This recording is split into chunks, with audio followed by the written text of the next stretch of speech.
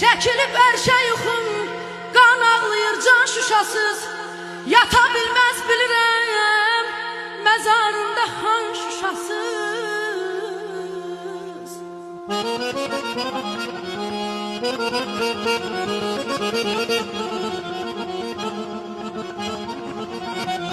Seyidin naləsini eşitməyən eybinə var. Ağardıb saçlarını anamız reyhan şuşasız.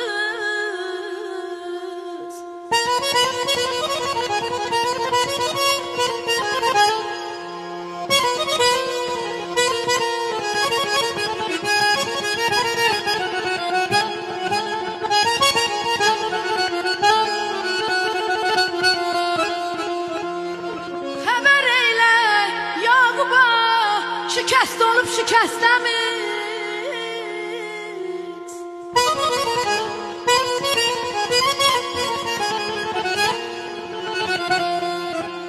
Xəbər eylə Yaquba, şikəst olub şikəstəmiz.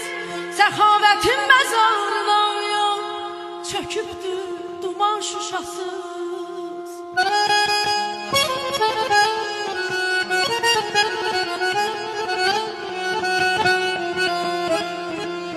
Xar olub xar bülbül, xar olub xar bülbül, cıdır düzü qan ağlayır. Deməyin qabilə,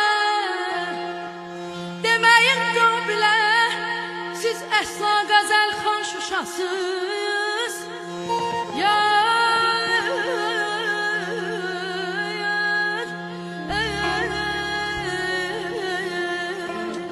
Aman aman, aman aydat, ay canım ey. Şuşanın dağları, başı duman, kırmızı koftalı, yaşıl tuman.